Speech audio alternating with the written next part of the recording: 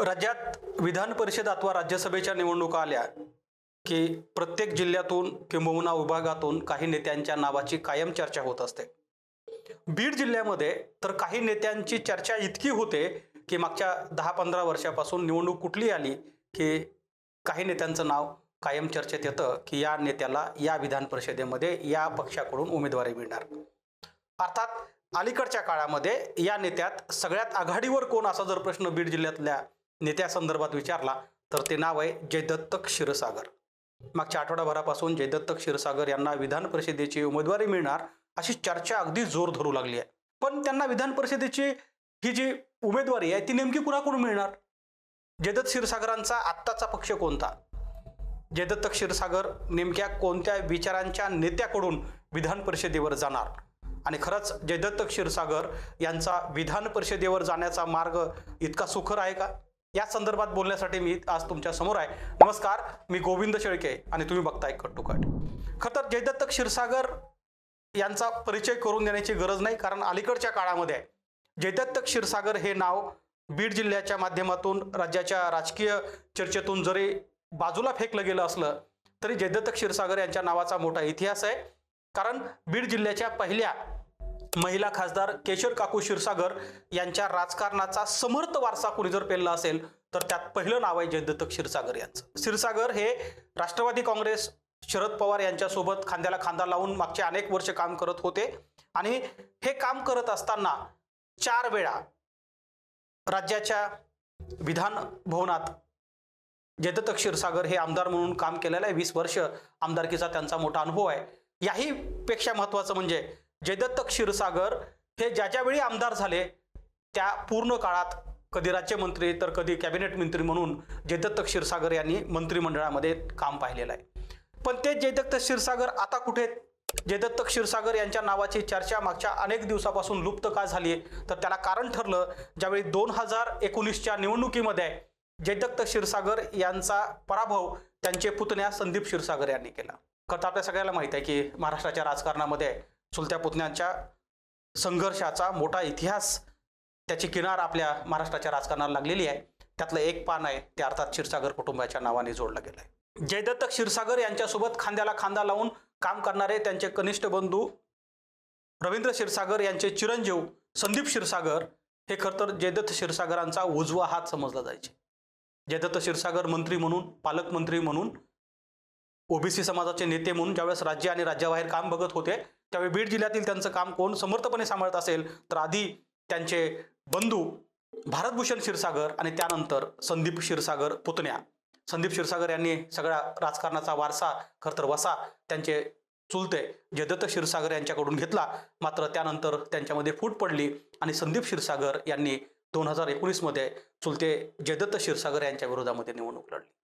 त्या निवडणुकीमध्ये जयदत्त क्षीरसागर यांचा पराभव झाला आणि त्याच्यानंतर खरं तर डाऊनफॉल जो काही सुरू झालाय जयदत्त क्षीरसागरांच्या राजकारणाचा तो काही पुढे आलाच नाही. आणि आता आपण बघतोय की मागच्या 1-2 निवडणुकामध्ये क्षीरसागरांची तशीच चर्चा झाली होती जी चर्चा आता होऊ घातलेल्या विधान परिषद निवडणुकीच्या संदर्भात होत आहे. नेमकं राजकारण काय होतंय? जयदत्त क्षीरसागर यांच्या बदललेल्या भूमिका या त्यांच्या एकूण राजकीय कारकिर्दीला कशा आडव्या येत आहेत? सविस्तर सांगतो. 2019ला खरं तर संदीप क्षीरसागर यांच्याकडून पराभव झाल्यानंतर जयदत्त क्षीरसागर हे बीडच्या राजकारणातून थोडेसे अलिप्त झाले होते. संदीप क्षीरसागर हे शरद पवारांकडून उमेदवारी घेत आपल्या सगळ्याला माहीत आहे की त्यांनी जयदत्त क्षीरसागरांचा पराभव केला होता.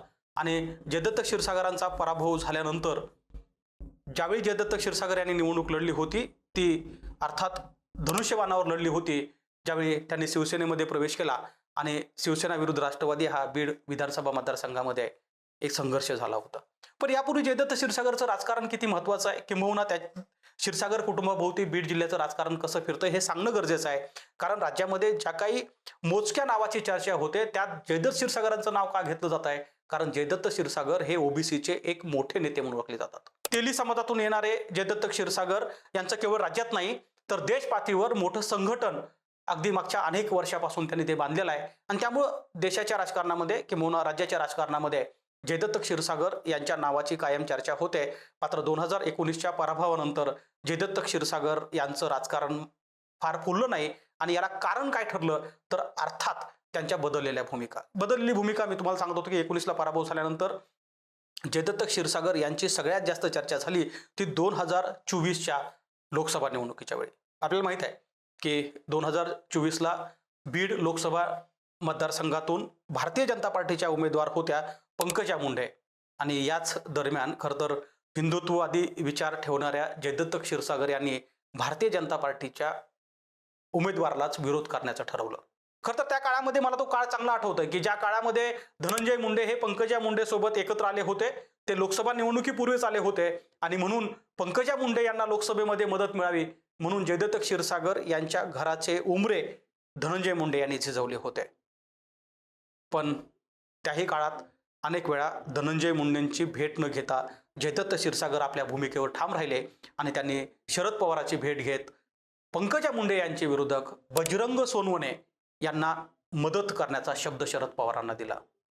खरं तर तिथूनच मुंडे आणि क्षीरसागर यांच्या मधील संबंधांचे तणाव अगदी वाढत गेला. कारण यापूर्वी असं म्हटलं तर ते चुकीचं ठरणार नाही, कारण ओबीसी नेते असताना सुद्धा गोपीनाथ मुंडे यांनी क्षीरसागर कुटुंबियासोबत कायम राजकारणामध्ये एक वाक्यता ठेवली आणि त्याचाच परिणाम म्हणून जयदत्त क्षीरसागर यांना एकदा गोपीनाथ मुंडे यांनी निवडून सुद्धा आणलं होतं आणि एकदा त्यांचा पराभव सुद्धा केला होता. असं असलं तरी मुंडे आणि क्षीरसागर या कुटुंबियाची कायम जवळीकता होती. मात्र 2024च्या लोकसभा निवडणुकीमध्ये पंकजा मुंडेंच्या विरोधामध्ये जयदत्त क्षीरसागर यांनी जी काही भूमिका घेतली त्यानंतर मात्र मुंडे आणि क्षीरसागर यांच्या कुटुंबातील जो काही तणाव आहे तो मात्र वाढत गेला. झालं काय तर शरद पवारांची भेट घेतल्यानंतर जयदत्त क्षीरसागर यांनी बजरंग सोनवणेचं जाहीररित्या काम केलं आणि आपल्या सगळ्याला माहित आहे की त्या निवडणुकीमध्ये पंकजा मुंडेंचा 6000 मतांनी पराभव झाला. त्या काळामध्ये अनेक वेळा ज्यावेळी भारतीय जनता पार्टीचे कार्यकर्ते हे जयदत्त क्षीरसागर यांच्या कार्यकर्त्यासोबत भेटत होते त्यावेळेस जयदत्त क्षीरसागर एक गोष्ट आठवण करून देत होते की 2019 मध्ये संदीप क्षीरसागर यांना पंकजा मुंडेंनी मदत केली आणि म्हणून जयदत्त क्षीरसागरांचा पराभव झाला आणि त्याचाच वचपा काढण्यासाठी पुन्हा 2024ला पंकजा मुंडे यांच्या विरोधात जयदत्त क्षीरसागरांनी भूमिका घेतली असं कार्यकर्ते जाहीररित्या सांगत होते. त्यात खरं काय खोटं काय पंकजा मुंडे आणि जयदत्त क्षीरसागरांना माहीत.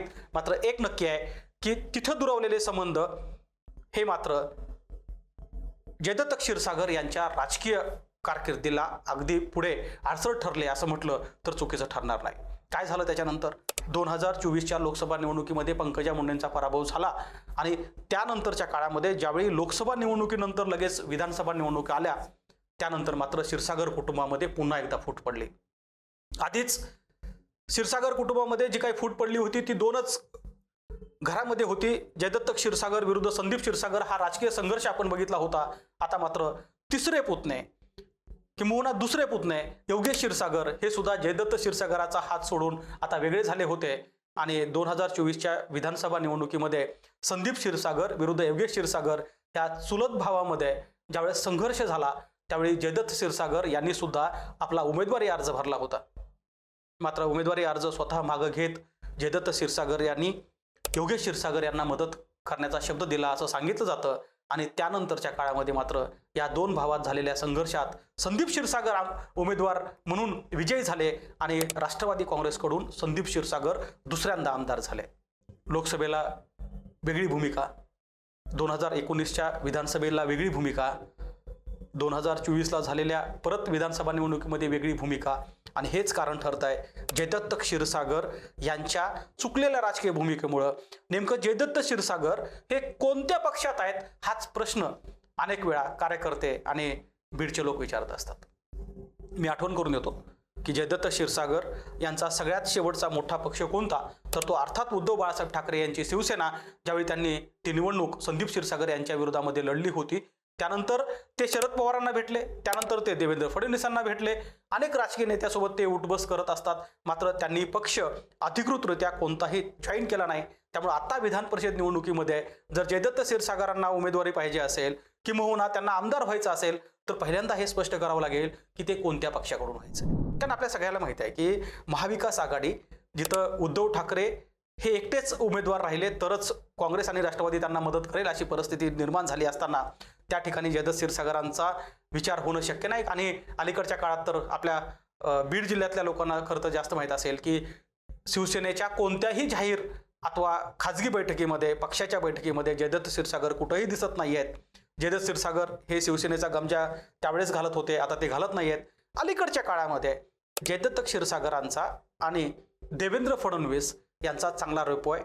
अगदी गहिनीनाथ गडावरच्या कालच्या कार्यक्रमात सुद्धा आपण बघितलं की राज्याचे मुख्यमंत्री देवेंद्र फडणवीस आणि जयदत्त क्षीरसागर हे वार्तालाप करत होते, एकमेकांशी चर्चा करत होते. आणि यापूर्वी सुद्धा अनेक वेळा जयदत्त क्षीरसागर हे फडणवीसाची भेट घेतात, त्यांच्याशी चर्चा करतात. आणि असं म्हटलं जातं 2019च्या लोकसभा निवडणुकीच्या वेळी जयदत्त क्षीरसागर यांनी प्रीतम मुंडे यांना मदत केली होती असं त्यांचे कार्यकर्ते सांगतात. आणि तेही केवळ देवेंद्र फडणवीस यांच्या शब्दाखातर. पण हे किती खरं आहे, किती खोटं आहे, याहीपेक्षा जयदत्त क्षीरसागर यांनी नेमक्या कोणत्या पक्षातून आता उमेदवारी मागायची आहे हे आधी स्पष्ट केलं पाहिजे. कारण जयदत्त क्षीरसागरांचा देवेंद्र फडणवीस यांच्यासोबत चांगले संबंध असतील, किंबहुना देवेंद्र फडणवीसांसोबत भारतीय जनता पार्टीच्या नेतृत्वासोबत जयदत्त क्षीरसागर उठबैस करत असतील, तरी सुद्धा जोपर्यंत भारतीय जनता पार्टीचं जिल्ह्याचं नेतृत्व पंकजा मुंडे करतायत, त्यांच्यासोबत समविचारी पक्ष म्हणून सत्तेत असलेल्या राष्ट्रवादी काँग्रेसमध्ये आमदार म्हणून आणि काही दिवसापूर्वी जे मंत्री होते ते धनंजय मुंडे आज पंकजा मुंडे सोबत आहेत. त्यामुळं भारतीय जनता पार्टी आणि राष्ट्रवादीला जयदत्त क्षीरसागरांना जर सोबत घ्यायचं असेल तर एकदा विचारावं लागेल, किंबहुना ते जरी नाही विचारलं तरी पक्षाकडून अधिकृत उमेदवारी घेण्यासाठी काही प्रोसेस असते, ज्या प्रोसेसमध्ये किमान त्यांचा पक्षात प्रवेश होणं गरजेचं आहे. पक्षात प्रवेश झाल्यानंतर किमान त्यांचं नाव कोर कमिटीकडनं वर पक्षाकडनं जाणं गरजेचं आहे. पण अद्याप तरी जयदत्त क्षीरसागर यांचा भारतीय जनता पार्टीमध्ये प्रवेश झालेला नाही. जयदत्त अण्णा हे अद्याप भारतीय जनता पार्टीचे साधे प्राथमिक सदस्य सुद्धा नाहीत. त्यामुळं जयदत्त क्षीरसागर नेमकं फडणवीसांच्या गुडफेथमध्ये त्यांचा विचार विधान परिषदेसाठी केला जाऊ शकतो का, तर अर्थात त्याचं उत्तर जर तर मध्येच द्यावं लागेल. कारण असं जरी असलं तरी राजकारण हे शक्यतेवर आधारित असतं.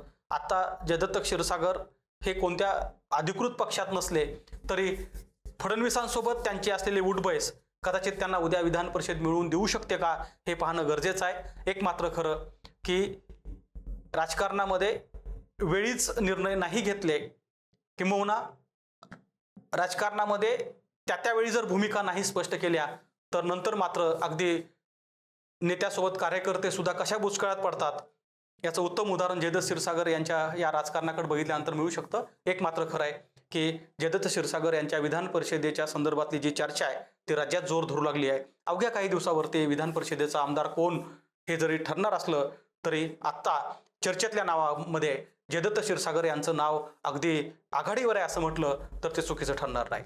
धन्यवाद.